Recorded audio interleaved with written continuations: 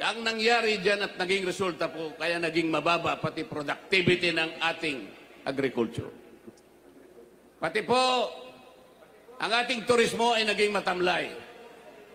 Pati ang ating kalakalan ay naging matamlay. Ito lamang ang nagiging bunga ng korupsyon sapagkat ayaw nilang ilantad at gusto nila ay makaiwas sila sa pananagutan.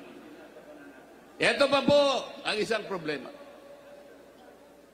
Magkano po ang itinakda na budget para sa isang taon? Alam po ba ninyo, mga kababayan, kung magkano?